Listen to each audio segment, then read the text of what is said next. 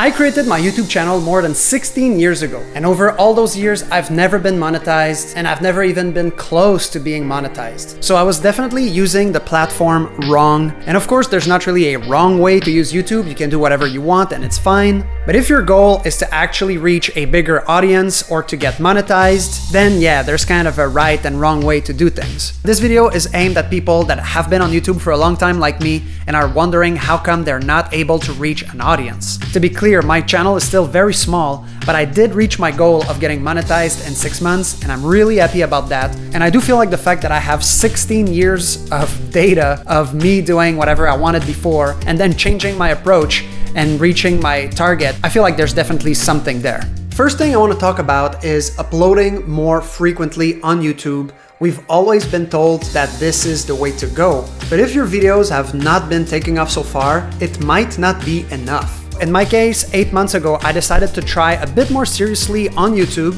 and the first thing I did was uploading more frequently. So I did that for a little bit, and yeah, there was a slight increase in activity on my channel, but it was extremely small. Basically, if you're uploading the wrong kind of content on YouTube, no matter how frequently you upload, it will most likely still not work. But then 6 months ago, something finally clicked in my mind and I changed the way I see YouTube as a platform, and I changed the way I see the videos that I make as well. And since then, my YouTube channel got way better and I ended up getting monetized 6 months later. First, I need to explain how I was using YouTube wrong. Basically, I was creating a bunch of short films in different genres and different mediums, and the way I was using YouTube was as if it was some sort of digital art gallery. So I would upload my art up there, just hoping that people would stumble onto my YouTube channel. And I'm sure that there's a lot of people out there doing the same thing on YouTube and possibly struggling and wondering why their art is not getting discovered, and it can be really tough and heartbreaking.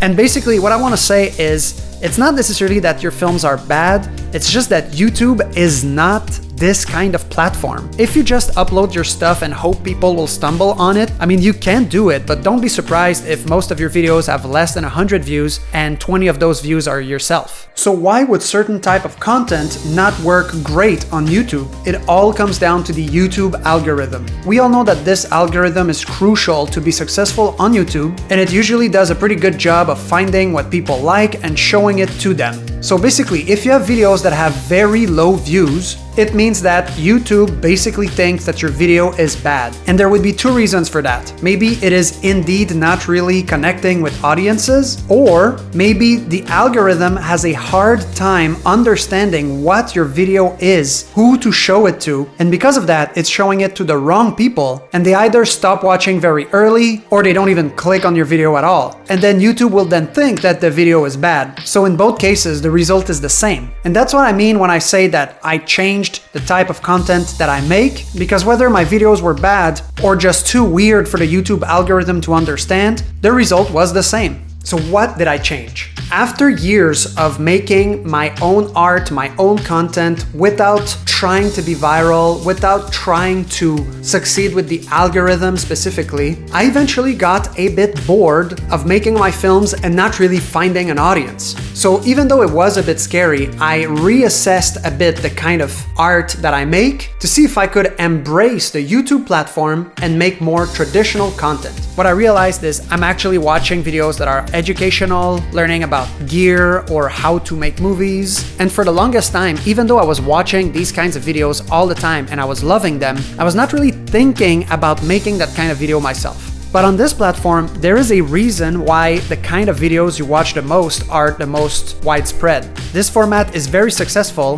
There's a lot of people that want to watch it, but also the YouTube algorithm is better equipped to understand what these videos are about and to share them to the right people. So if you want to put all the chances on your side, making this kind of video is a game changer. Now, I know this can be a bit hard to hear. What I'm basically saying is, if you're trying to do a specific type of content and it's not been working for a while, I'm saying try to do the kind of content that we already see a lot on the platform. It can feel a bit soulless or sell out or whatever, and that's how I used to see it a little bit myself in the past. But again, this click that happened 6 months ago was I realized realized that I actually love this kind of content more than I realized, and I actually became excited to try my hand at this kind of video. It's actually a completely different challenge from making any other kind of content that I've made over the years, and you can still put your own twist to it, your own soul into your project. It's still artistic in a way, even though it's not like a full-blown narrative. But I would say to anyone that's out there looking down a bit on YouTube content, you might be holding yourself back in some ways. But of course, all of this comes back to what are you really trying to achieve with your art,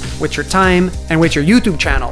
If your goal is really to do a specific type of project, a specific type of art, and you really don't want to do classic YouTube videos, you feel like it would be selling out in order to gain views and clicks, and it feels empty to you, then absolutely don't do this. But it might be pretty tough to reach audiences with content that's a bit harder for the algorithm to share to people. You know, personally, if I heard this kind of feedback maybe 3 years ago, I probably would have said, thanks, I'm not interested, I just want to do my projects. I'm not out there chasing clicks, I just want to do my films. But like I said, over the last 6 months, I've embraced the YouTube format. I think it's actually super fun to make. I kind of got addicted to it. The way I see it, I'm not abandoning my other interests, like making short films and stuff like that. This is kind of a new interest that I've discovered that I'm diving into right now because it's been working. I reached the goal that I wanted. It's super fun. And there's still a ton of different kinds of projects that I dream of making. And I think everything I'm learning right now will help me to tackle these projects later in the future. So yeah, does it mean that YouTube is not an ideal platform for people that want to create brand new art?